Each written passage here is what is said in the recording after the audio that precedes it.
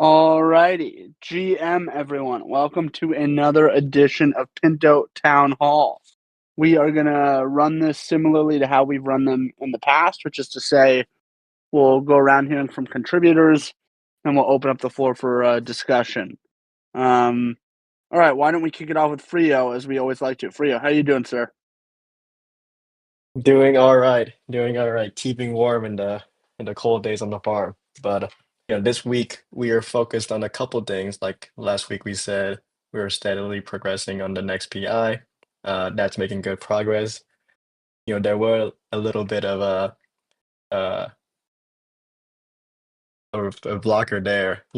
On Monday, uh, some of the subgraphs, or not some, all the subgraphs, was unusable. The service we use got deprecated, so we quickly had to resolve that. Uh, but now everything is running temporarily as we migrate to a new service. So, I've been spending a lot of my time with Pinto Pirate, discussing solutions there. Uh, Other than that, doing some housekeeping in terms of internal stuff on the farm, dealing with a lot of Immunify stuff. Yesterday, I spent some time with Pintecito on crafting new rules on our bug bounty. Uh, but yeah, that's been my focus this week. Thank you, sir. And can you speak to uh, some of the complexity around the bug bounty stuff? I know there's some related issues around Beanstalk, etc. As I think the old program that we had for both Pinto and Beanstalk are expiring. Well, with the Beanstalk one, uh, there is not much to do in terms of, or I guess, the actions we can do there are limited. Every action we have to do with Beanstalk requires a DAO vote. So that's not to say that a bug bounty it just doesn't work anymore. In practice, what it does is that prior to I think mid this year, we paid or Beanstalk DAO paid a retainer fee for Immunify to one filter reports and to uh, waive the fees for valid reports. Uh, when that's not paid, they default to a program where a portion of the report, let's say 10% or so, I don't know the exact number, it's given to Immunify as the fee. So uh, we aren't able to renew the contract without a DAO vote, but we are able to continue having the bug boundary report for Beanstalk after that. That being said, this new what we're doing for Pinto is to hopefully migrate to Sherlock in the upcoming month, and that I believe covers both Pinto and Beanstalk. Uh, so for that, one of the things that we've had with the reports is just trying to, better create the rule set so that, white hats are able to understand what complexity bug, this falls under. Uh, a lot of edge cases on the farm, there are exogenous value that's within the protocol itself. There's endogenous value, which is the Pinto, and there's like endogenous value that the protocol can change, namely the pods and stock. There's scenarios where uh, there's instances of the farm where it requires the farm to be in a certain state, such as the flood. These are edge cases that I feel like our current bug bounty rules do not really show, and it confuses the auditors on what severity this is, and this has created friction and between in creating what severity this bug is, creates a lot of back and forth. So, I've been saying the Pintecito has been spending a lot of time thinking about this and making the rules such that, these reports are more easily uh, rated properly and there's less frustration between us, the White Hat, and the Immunify or Sherlock team. So a little bit of detail there on what goes into creating the bug bounty and how to properly maintain them. Wonderful. Thank you for all that color. The reason I asked is I think it's good to share a little bit of what's going on behind the scenes in the context of there's so much work more than just protocol development per se in order to keep this ship afloat. So thank you very much for all that color, Frio. All right, Pintecito, I know you said you have to leave potentially early, so why don't we kick it over to you? Cool, guys. Yeah, I'm on the road right now, so not the ideal setup. Freeho has been very helpful to me in thinking about past cases where unclarity about the bug bounty program has been unnecessary, and how we might just set it up more clearly for this future program. I mean, part of the pain points that we've been experiencing with Immunify, and we haven't finalized what we're doing with our Immunify program yet, so we're talking with our team actively to see if there's a way we should keep it going. But there's just a tremendous amount of bug reports that get filled that, yeah, to your point, like our team has to look at and determine if they're legitimate or not. The vast majority of them are not. So it's quite cumbersome. And then when triaged, once there is potentially a valid report, sometimes ambiguity about the language or even if it's clear to us and clear in the protocol for somebody who maybe doesn't understand our protocol as well, given that it's quite unique, it can be a bit of a headache to try to explain. And what is the status of pods and stock compared to Pinto. So just trying to beat dead horses and make Pinto and Beanstalk something that is attractive for white hats to come and check out, feeling like they're going to get a fair shake, they know what they're getting. So that's been a good and I think important work. Otherwise, social content continues, not at breakneck pace, but trying to get some quality tweets out there. I thought some of them this week were pretty good. Gonna follow up with the DeFi Summit people about the couple recordings of the Pinto talks that haven't been published yet, to my knowledge, but we'll be circulating those pretty soon. And otherwise, the team submitted a grant last week, towards the end of the week, for Optimism Atlas. So hoping that returns hopefully some funding that we would be able to use to subsidize lending in the field. But that's most of my focus aside from Nebula, which is coming soon. Very exciting. Wonderful. Thank you very much, Pintecito. Appreciate it. All right. Why don't we kick it over to Fayaz? What's up, sir? How are you? Can you hear me now? Honestly, it's not great. I think it's my best. Maybe it's better. Try now? Yeah, okay. Yeah, I think it's good. Go for it. Okay.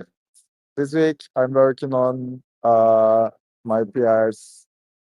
There are a lot of feedbacks about, and working on QA parts, just fixing bugs. And also I have one feature to implement. Yeah, that's all, I guess. Currently working on fixing bugs and to PR. It's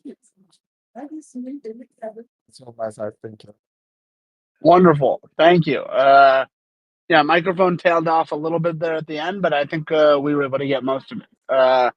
Thank you for the update, sir. All right.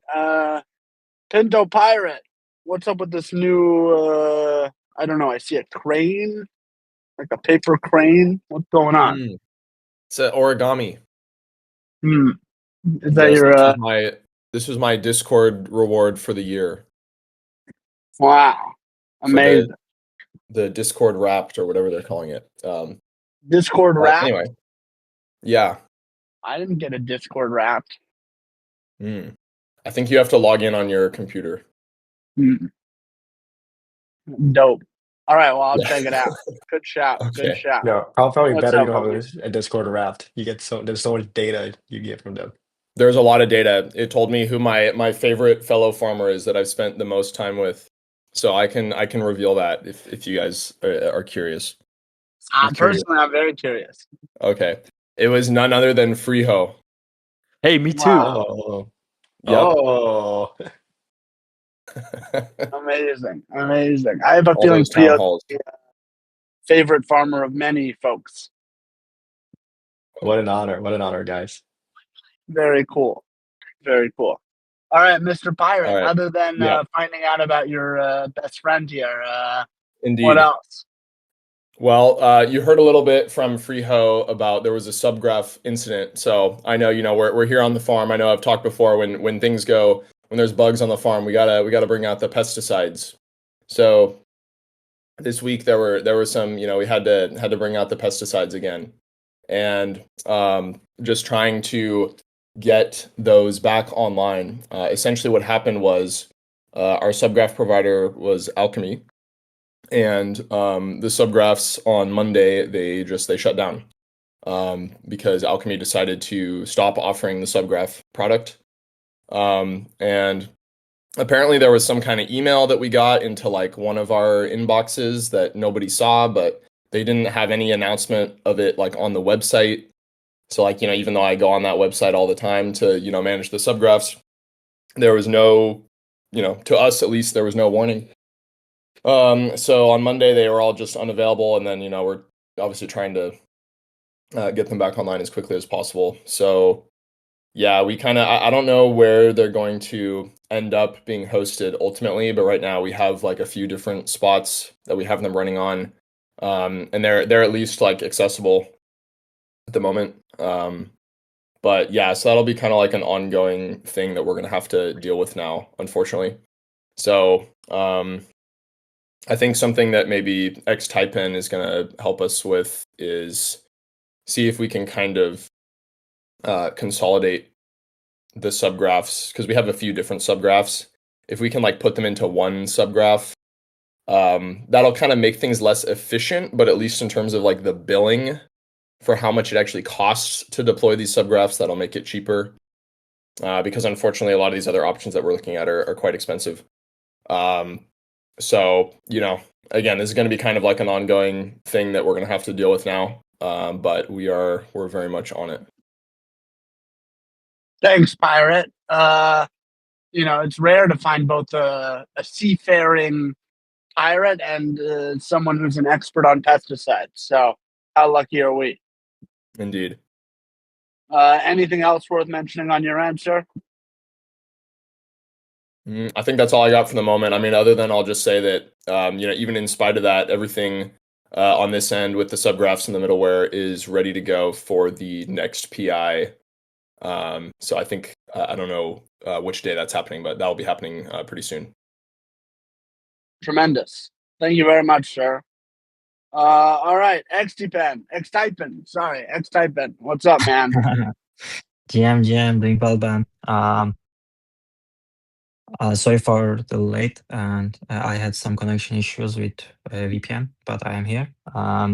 This week, last week, I was talking about some dynamic theme modules for blueprint executions, but some plan changes. There's an protocol upgrade on table, and there was an tractor blueprint, more plants harvest blueprint on that upgrade, and it was calculating harvestable pods on chain, and it was inefficient, and we wanted to change it before the upgrade, and I worked on it this week, and I implemented an off-chain operator data, and operator gives the harvestable post data, and we just checking them on chain, and so it is more efficient, gas efficient, and this week I worked on it, and now I am working on the dynamic theme modules, and also as Pinto Pirate mentioned, there is an subgraph issue, and if there is anything I can help, I will be there, and that's it. Wonderful. Thank you very much, X-Typin. How are things going as you continue to get further integrated into the farm? Everything well. Nothing, no problem. That's great to hear. All right. Well, we are now gonna open up the floor, as we like to do, and hear from the community, from contributors, what's on people's minds, questions, comments, ideas. I know we got cut off a little bit last week, so maybe we continue things from last week. I am going to have a hard stop again at the top of the hour for another call. If we keep running into the top of the hour as we have more recently, I'll try to leave a gap at the end of the town hall so we can start to run over a little bit if necessary. But today I still have a hard stop. So the floor is open. What's up, everyone? What's on people's minds? GM, I was curious what the latest state of the idea behind the group convert up was.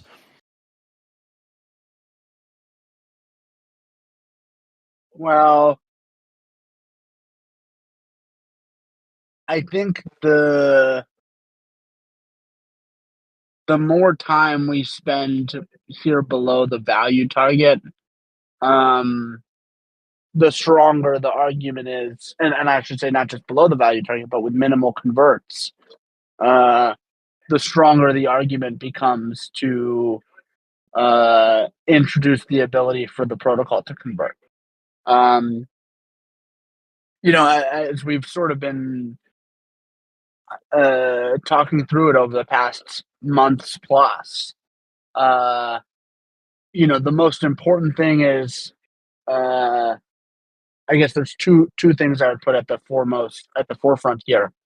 One is manipulation resistance, which is to say that how the protocol actually converts up needs to be such that it's basically impossible to be sandwiched. And in practice, anyone that is participating in the protocol should not be able to extract value to the utmost extent possible as a result of the protocol auto converting. And isn't there a solution for this? Yes. And I'll get to that in a second. And then the second thing is more high level monetary policy, which is to say, what is the rule through which the protocol should determine to convert up, right? So maybe there's a method. How can the protocol convert up without exposing itself to manipulation? And then there's when should it convert calculus. And those are really the two. I think it's fair to say those are the most important topics of discussion in this context. There's other relevant elements, like how does the protocol auto converting affect the game theory of the system. But I think we've already talked about that quite a bit, and it seems like that might help the rest of the incentives actually become stronger. So with respect to the method, the latest, which we talked about maybe a month ago, is the idea that the protocol can sort of have some, through whatever the high-level monetary policy it is, determination of how much to convert. But if anyone buys or converts, then the protocol would not do so. So in some way, it's like the protocol would be able to not guarantee a price, but would be able to give strong, I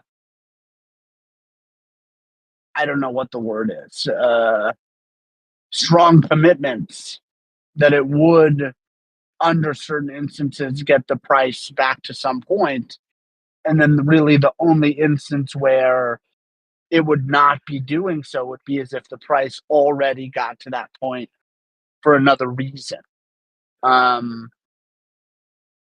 Now, I think that does introduce some pretty solid protection around manipulation from the perspective of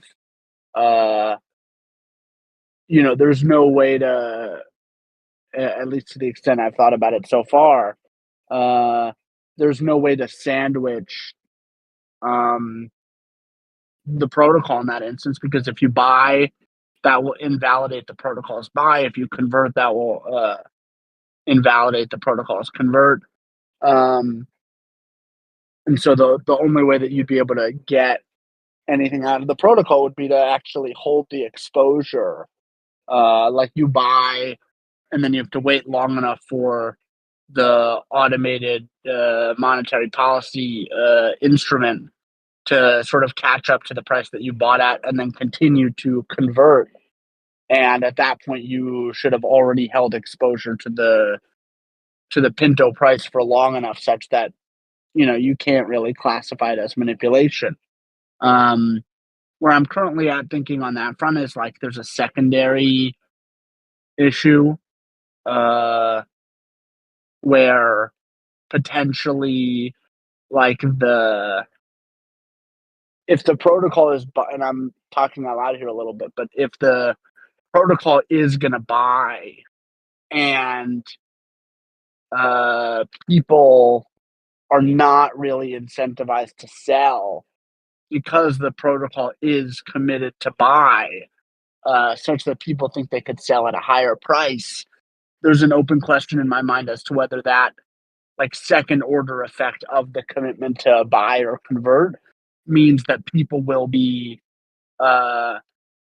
in practice able to still manipulate the protocol from the perspective of they buy the protocol, waits a little bit, but then continues to convert up, and then they sell.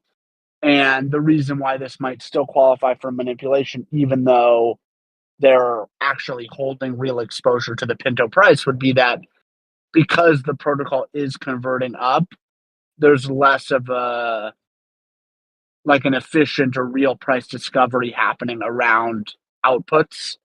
But the truth is, I think that's probably an acceptable dynamic. The real way that dynamic will play out is likely downstream of the high level macro convert policy as a whole. So all of this is to say, it seems like the method will be there. I'm curious. If I recall correctly, I remember Frio saying that there were some problems in the EVM related to the implementation of such a system. I don't know, Frio. I don't think we've ever gotten a chance to talk about it, but maybe now would be a good time if there was any specific problems on this particular front that we haven't talked about. Actually, a couple of days ago, I was thinking about it more. I think there is a way to do this. It would be a very non-traditional way, but I guess to preface the problems with the EVMs is that, just because of the nature of how we architected Pinto, it's very, very hard to perform this global convert where you want to change the global state and the summation of the individual's accounts uh, in order to retain their stock.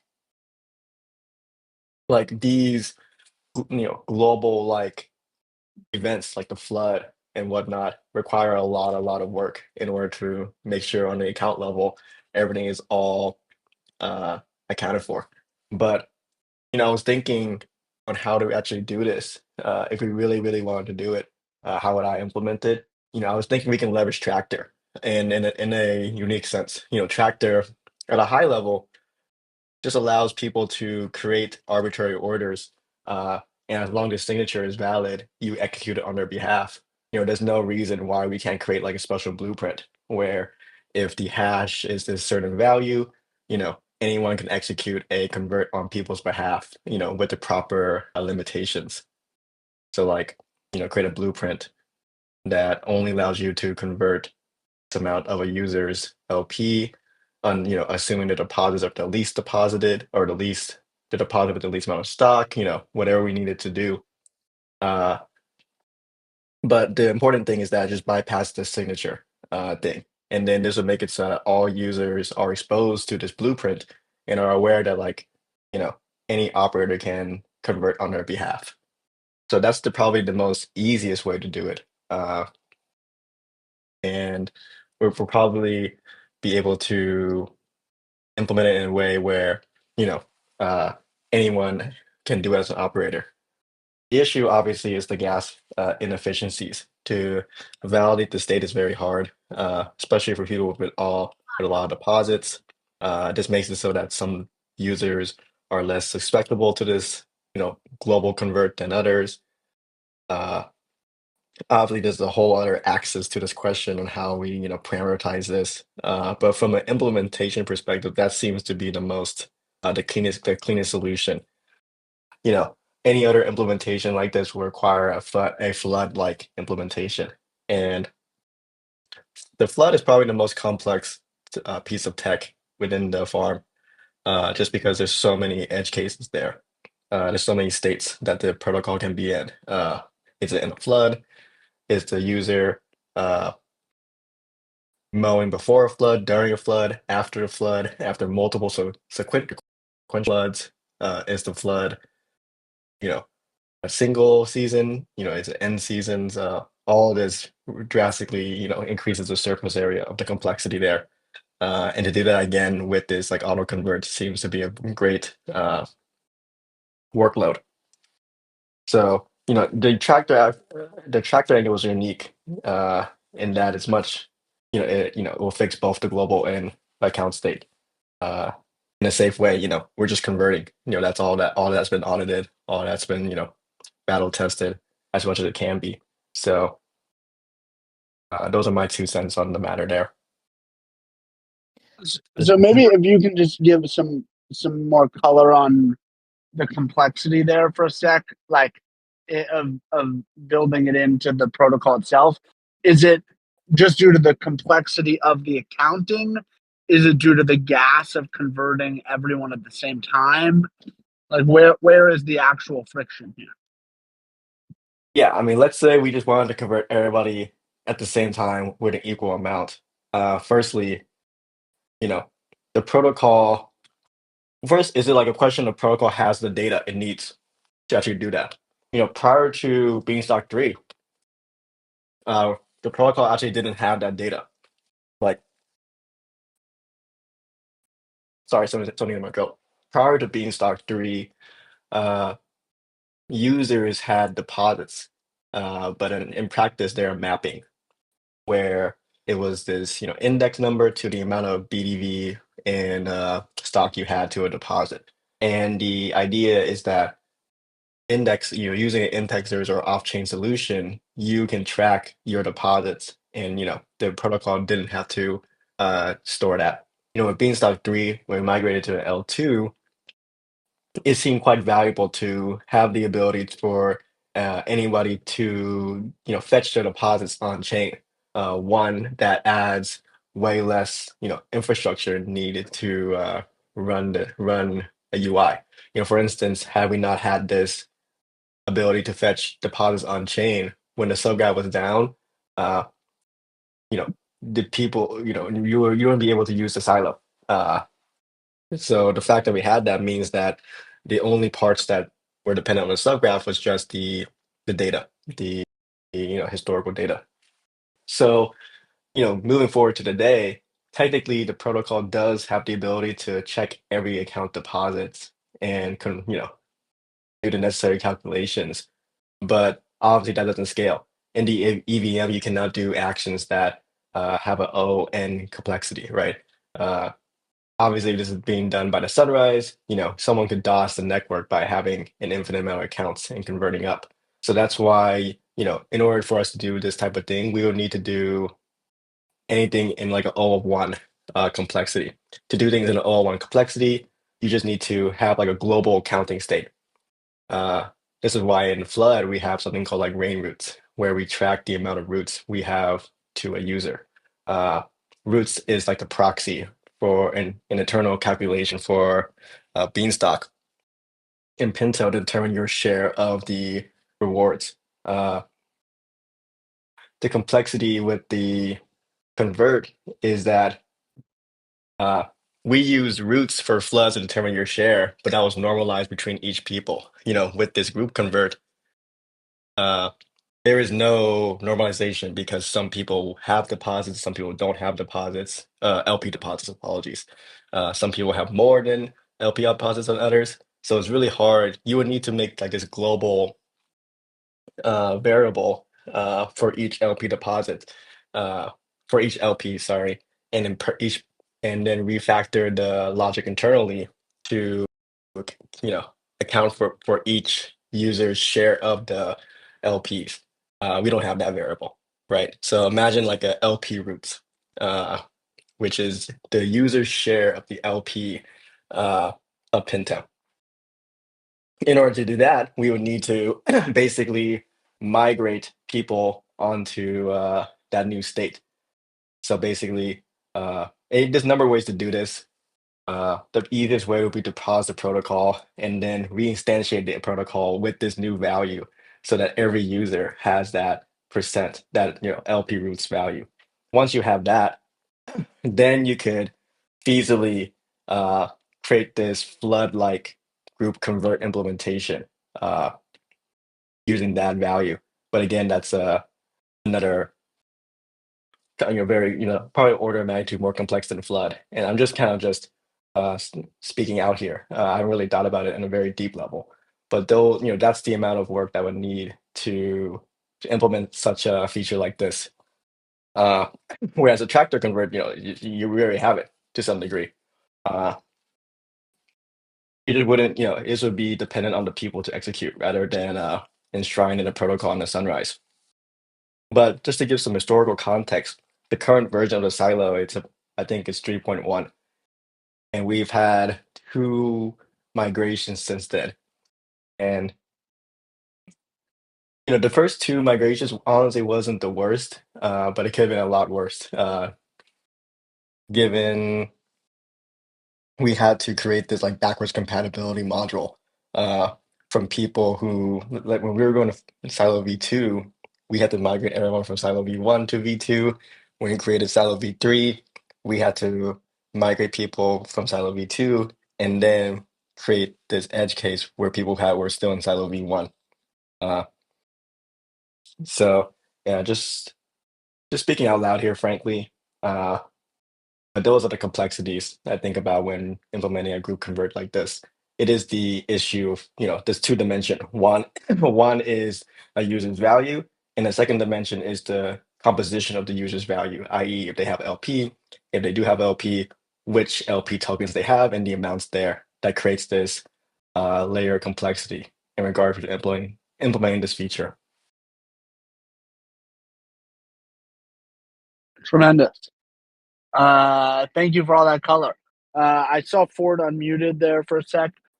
Maybe before we turn the mic over to him, could you just briefly explain in this model how we would enforce the tractor system for converts? Like, is it that upon deposit you have to sign something? Like, how can we mandate that?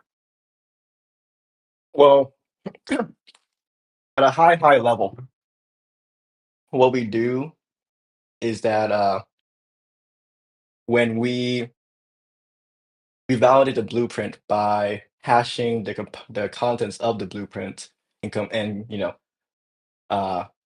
that to the signature that someone signs. If this person the person who signs this blueprint creates a hash that's equivalent to the blueprint hash, then it's a valid blueprint.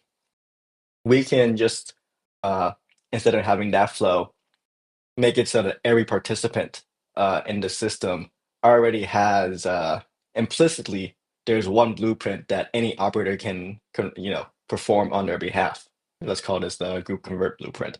And the idea is that when someone when someone executes a tractor order with a special hash, let's say 0xFF something something, uh, the protocol knows this is a special whitelisted blueprint that doesn't require a signature from the participant and allows any operator to convert on their behalf.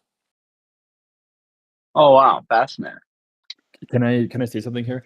Uh, why add the tractor level of complexity if you can simply modify the convert function, kind of like the L2L, the lambda to lambda convert, where you can adjust anyone's BDV? You could basically modify the existing convert function to allow anyone to convert anyone if they match these certain set of circumstances, and then you don't even need the tractor blueprint at all. You could still, of course, create one and publish one, and anyone could call it. But ultimately, you have to allow the convert function to allow anyone to be able to convert anyone else. Yeah, there's multiple ways to do this. I was just thinking if this we can create a system with the tractor that also creates like a generalized framework for a number of uh like what's called a whitelisted blueprints. You know, uh for instance, I would love for a whitelisted blueprint for someone to mow for me without me you know, enforcing it. I guess that's not the best example because mowing is already permissionless. Uh but yeah, that's definitely one way to do it. The signature of the function, the convert function, isn't, you know, uh, like you would need to make another convert, special convert. But that's definitely possible too. We do have this generic convert data that allows someone to do this. So there's no reason why someone couldn't do this as well. Yeah, I guess that would be an interesting way to do that implementation. Uh, I'm trying to just think of the gas inefficiency there. You know, this even in this tractor or adding a new convert parameter and convert type is still very very gaseous in that well I guess it depends on what the implementation we want to do. Like if we made it so that this person who's converting on another person's behalf can choose any deposits becomes very easy and not DDoSable. But I guess it's more of an implementation detail than anything. But I guess the meta point is that this seems to be possible by you know abstracting the implementation, or I guess not abstracting, but you know, rethinking this in a different lens instead of the protocol, uh, and forcing people to convert at the same time. More so, giving anybody the permission to convert another person's deposit on their behalf, under certain conditions. This makes it a lot more feasible as a problem. Yeah, I think it's more that there has to be restrictions around when this like group convert can happen. So I guess there would need to be like some, function within the system that would say like, can you group convert someone else right now? And if so, like how much and what are those restrictions around it? Then I think I don't have it right in front of me, but I think even the existing convert functions, you can potentially pass in someone else's deposits and convert them. So it seems like it shouldn't be too complex to just like add this extra function that basically determines whether or not the system allows a group convert under the current conditions. Yeah, that's my take when I was thinking about this a couple of days ago. I was kind of worried on the implementation from a global perspective, but if we were to do the tractor or convert signature, then my worry shifts to like actually what is the conditions we want uh for the protocol to do this group convert. Uh so I guess it's not really a group convert anymore. It is like someone's converting on your behalf. Uh Yeah, But there but are ways to make isn't sure that. there isn't there a requirement to make sure that everyone gets converted? Is the issue? yeah, I mean this issue the other issue would be that, excuse me, there is like an ordering now. Like someone could be converted last, right? Uh, if I'm getting converted and force converted, I'd rather be converted uh first, and then there's this issue where, let's say, But we, why is there first? Like, isn't it that everyone would get converted pro rata? I mean, that's the ideal, right? So I guess that's the limitation of this tractor or regular convert implementation that, someone does get converted first. I guess you're saying the requirement of this group convert is that everyone does get converted pro rata. Well, there's like gradations of it, right? Is it all deposits get converted pro rata, which has some interesting incentives, versus is it, every wallet gets converted pro rata, but there's some ordering in terms of their deposits that get converted first. I don't know. I don't think that second thing is a requirement, but I think it is definitely pretty crappy if there's like a race to convert and you can convert other people. Like that just feels weird. Yeah, yeah, definitely not ideal. The lambda to lambda kind of already follows this, though. Like in theory, someone could convert you down, but not someone else down. Sure, but that doesn't change your exposure. That just changes the stock that you have because we're updating the value that is stored related to the BDV or the PDV in the system, right? Like that's just you were getting extra credit and now anyone can go in and remove that extra credit. That's fundamentally different than someone can change my position and pick me somehow, right? They can pick on me. They can, now it's that's quite a can of worms.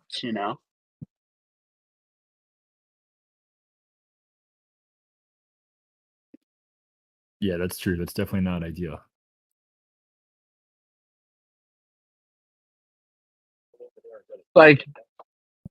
Not on the implementation side, but the way I've been thinking about it is your LP stays the same. It just has less PDV under it or something. But maybe at least for the remainder of this call, we don't need to get further into the implementation. But if we go back to the two high-level problems I highlighted, one is how to implement such a thing, where you have a manipulation-resistant method of converting. It seems like the manipulation resistance itself is within reach, but the implementation solidity-wise to do this is a little bit further out, but there are ideas. And then the other angle is the monetary policy itself, which is when to convert given the conditions. And this is a bit of a tougher, there's no right answer, certainly. There are better answers and worse answers with respect to the policy around auto converting. But the truth is, I think this angle of the problem is further out. And I don't think we're behind schedule or anything, right? As of now, we've got a couple more months of work, and feels like the time we're really going to have to make decisions on this is mid to late Q1. And so it's not like it's holding us up, but with respect to what would it look like to have a policy that is long-term sustainable, right? The trade-off space here is around volatility and sustainability, where you can sort of at one end of the extreme have in practice a hard peg where the protocol is willing to use all of its liquidity at the value target until it's out, and then you have a total collapse. That's like the Terra Luna model. And then at the other end of the spectrum, you have a no convert whatsoever system, which is sort of like the original Beanstalk model, where the value, once it's deposited, can't even be converted back and forth between LP and Beans or Pinto. And as we've learned from the efficacy and the effect on volatility of introducing converts in general, that's also not suboptimal. But as soon as you're in this like middle part of the design space around when to convert, how much of the liquidity to use at this price point versus that price point, how to factor in the debt level and the liquidity level into that calculus, how to factor in time into that calculus. This is something I think even back in the fall, maybe not the fall, back in the spring, if I recall correctly, Frio and I were talking about how that, to get to this point where having that sort of granularity and control over what the system is doing with its liquidity is really it's a meaningful milestone for the protocol, but it's also a very big open question. And I think we generally find ourselves in a similar spot, which is to say, we, like from a model perspective, are almost ready to implement it. But how to actually take those first steps and how to implement a framework that, we're going to have to decide on what are the principles here. Like, is the principle to never run out of liquidity? Is the principle to, what is the distribution on the volatility we're willing to accept? Like, if you even just consider where we're at now as a protocol, one end of the spectrum is to just convert all the liquidity and return to the value target, even if it means effectively burning the remaining liquidity. And maybe we end up with a couple $100,000 of liquidity left and we're at the value target. Maybe we burn through all of the liquidity and we're still not really at the value target. What is the right thing to do, right? What are the principles or the guidelines through which the protocol should be making that decision? Particularly given that it's not a deterministic process, right? Like, there's no way to know in advance how much sell pressure there is and at what price, and even just that calculus for individuals is not so simple, right? Like, whether or not you're going to sell is a function of lots of other factors. How are the vibes, right? What's the short-term momentum, etc. So there's no, like, as soon as you get into this space where there really is a chaotic nature to the system, and you're trying to create some deterministic algorithm that is able to persist itself in perpetuity in a chaotic system, well, in order to do that, you need some really clear rules, some explicitly defined outcomes, and then you can sort of work backwards and design rules from there, right? So that is where we find ourselves on that front, on that piece of the puzzle, which is to say, like, right now we don't have a clear sense for what are the principles to optimize around here. I'd say we're pretty close in the sense of, having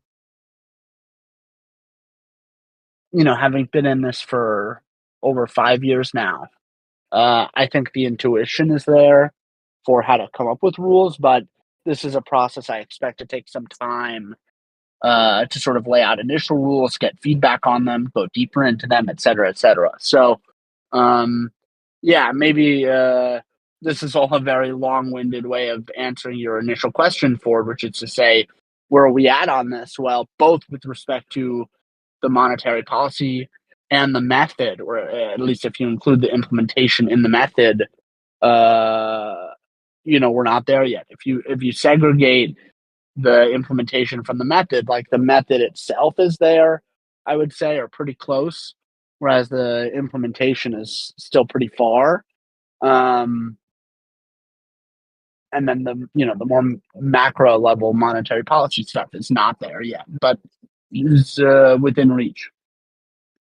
So it sounds like the next session would be best used by discussing, given the current state of the system and how we got here, what is the best monetary policy from here, and then if that can be agreed on, then what's the best way of implementing or encouraging or like executing that monetary policy. Like, there's this forced group convert up, but another way of doing it is you could just like slash the stock of all the people who haven't converted yet, starting if you have 6 months without a peg cross, for example, then you just start slowly slashing all the people that haven't converted, and that would, force some converts too. So it's kind of a different, way of whacking the depositors into doing what the system wants them to do. And so I guess perhaps, it does make more sense to first settle on what's the ideal monetary policy, and then after that, what's the best way of executing that monetary policy. Yeah, I guess, and just to clarify, like in my conversation now, like I'm sort of assuming that the way that the system wants to impose its monetary policy is with a group convert, but there are alternate methods, as you just sort of suggested. And to that end, I would say that's another angle of the conversation, right? So, what to do, like when the protocol wants converts, is different than how it facilitates the converts, is different than how it can ensure that it's manipulation resistance is different than how it's implemented. So this is, and I think Frio spoke to it a bit, but you can get a sense for just how complex we're starting to get in terms of the mechanism design here. Where on the one hand, this has the potential to really take this thing to a whole nother level, but on the other hand, there's a ton of complexity here. So it's important that we take this step mindfully and set ourselves up as best we can for success. You know what I'm saying? Definitely. No excuses though. I can do it. We can do it. I'm backing down for a challenge. I don't know. I kind of like the idea of just like an L2L or an AL2L, but for the people that haven't converted. Like that sounds like a pretty straightforward implementation that is a little bit less, complex than like forcibly converting people. But like, we had the carrot to convert, like we'll give you a stock bonus, but we can also use the stick. Like if you don't want to convert, great. You can still not convert, but the percentage of ownership should go more towards the people that have converted because they have basically sacrificed, earlier. And so I think that's worth discussing. Yeah, my closing word on that is it just seems a little bit like in practice you already have that with the current system. Like I would argue you are currently being penalized for not converting. So it's unclear how extreme you can really get there. And particularly if you eliminate people's grown stock, it actually does have other reverberating effects, like affecting the stock system. So there's other side effects to cutting people's stock. So, all right, folks, I do have to hop. Thank you very much, and we will resume this time next week. Thank you. See you guys.